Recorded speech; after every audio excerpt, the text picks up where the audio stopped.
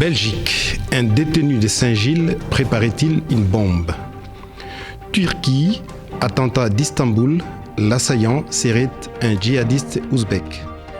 Maroc, la police disperse une manifestation à Al-Hoceima. Ensuite, incendie dans une clinique à Casablanca. Côte d'Ivoire, retour au calme en Côte d'Ivoire. République démocratique du Congo, mise en pratique de l'accord dit de la Saint-Sylvestre. Madame, mademoiselle, monsieur, bonjour. Le journal d'Al-Mouatine. Permettez-moi tout d'abord, au nom de l'équipe de la rédaction du journal d'Al-Mouatine, de vous souhaiter une excellente année 2017.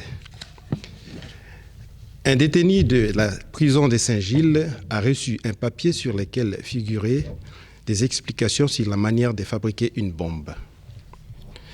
Ce matin, le journal Eldas News nous a rapporté que selon une enquête menée par le journal, ce genre d'incident semble être en augmentation. Le détenu a découvert les plans mi-décembre dans sa cellule. Surpris, l'homme dans sa vingtaine, qui n'est pas impliqué dans un dossier de terrorisme, a averti son avocat. Celui-ci a communiqué l'information à la police qui enquête en ce moment à ce sujet.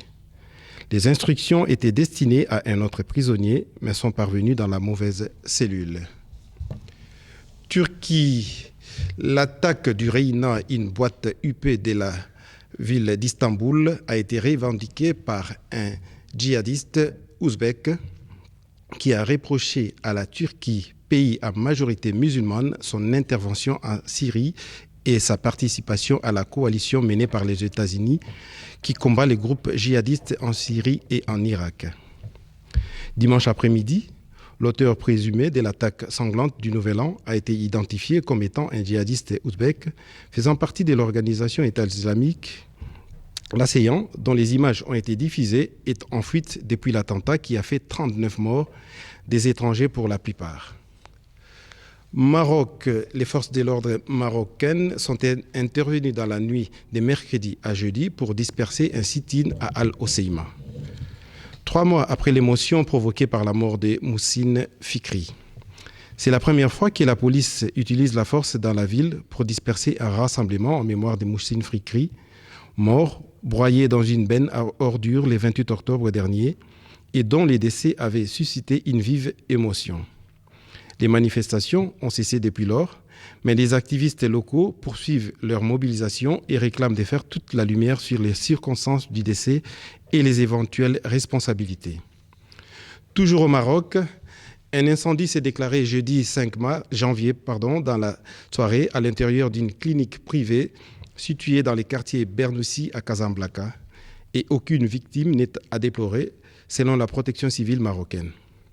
Tous les patients ont néanmoins été évacués de la clinique pour des mesures de sécurité.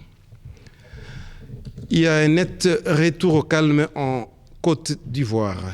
Les militaires ivoiriens ont regagné leur caserne hier après avoir contrôlé plusieurs villes durant 2 jours. Une semaine après avoir célébré avec faste le Nouvel An, un mouvement d'humeur est venu rappeler aux Ivoiriens que leur pays avait toujours une stabilité fragile en dépit de ses bonnes performances économiques. Dans la nuit de jeudi à vendredi, des mutins ont fait crépiter les armes lourdes et légères, ravivant les souvenirs d'épisodes déjà vécus entre 2002 et 2011 sous les jougs de l'ancienne rébellion. À la différence des soldats d'il y a 15 ans, ces mouvements-ci avaient comme revendication entre autres, les paiements des primes, l'augmentation des salaires, ainsi que la réduction du temps à passer dans les grades. Le chef de l'État ivoirien, Alassane Ouattara, a condamné cette manière de revendiquer au cours d'une déclaration à la télévision nationale, mais il avait fini par céder aux revendications des militaires en donnant son accord pour la prise en compte des revendications relatives aux primes et à l'amélioration des conditions de vie et de travail. République démocratique du Congo, les dialogues inclusifs sous la houlette de la conférence épiscopale nationale congolaise a rendu son verdict. Le président Kabila pourra rester au pouvoir jusqu'à l'élection de son successeur. Un compromis a été trouvé fixant les élections au mois de décembre prochain. L'opposition congolaise réunit au sein du rassemblement une plateforme regroupant l'Union pour la démocratie du progrès social, les partis de M. Tshisekedi, ainsi que le G7, une plateforme qui soutient M. Moïse Katumbi, s'arroge la primature ainsi que la direction du Conseil national de suivi des accords pour la bonne marche des institutions. Les opposants congolais se sont réjouis des termes de l'accord qui leur permet de s'assurer que les élections seront organisées avant l'échéance prévue et qu'elles seront transparentes. Mais, néanmoins, selon certains observateurs de la vie politique congolaise, ce que l'on craignait est bien arrivé. Nous entendons par là les glissements. Le constat qui a été dégagé est qu'on aurait assisté à une course à la chasse au siège et au strapontin. Certains politiques congolais se sont bousculés pour servir M. Kabila ou essayer de rester à ses côtés, lâchement, indignement et pitoyablement. Ce week-end, au cours d'un café politique organisé par la majorité présidentielle, M. Adolphe Lumanu, principal négociateur représentant la majorité présidentielle au dialogue inclusif, suite à une question concernant les attentes de ses partisans, aurait répondu avec une certaine ironie que les intérêts supérieurs de la nation congolaise et ceux du président Kabila ont été bien défendus face aux intérêts supérieurs de l'argent. Fin des citations. En ce qui concerne la décrispation politique, le cas de M. Moïse Katumbi a été confié à la Conférence épiscopale nationale du Congo. Écoutons ce qu'en pense M. Olivier Kamitatou, membre du G7. Suivez. Absolument pas. On n'a pas lâché Moïse Katumbi et les autres. D'abord, il faut savoir que c'était un préalable et que nous avons refusé de siéger. Mais parce que les autorités religieuses, la SENCO, nous a demandé de venir et de dresser ce point à l'ordre du jour, nous avons accepté. C'est une grande concession que nous avons faite. Vous savez, la décrispation, c'est d'abord une question de confiance. La décrispation est d'abord une question de confiance. Eh bien, la confiance, il faut la forger par des actes.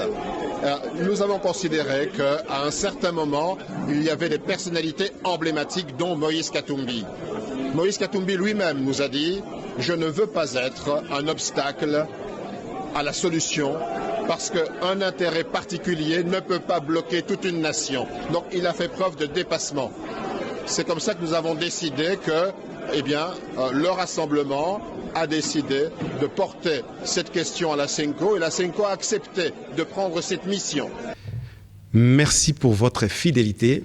Je vous fixe rendez-vous la semaine prochaine. Au revoir.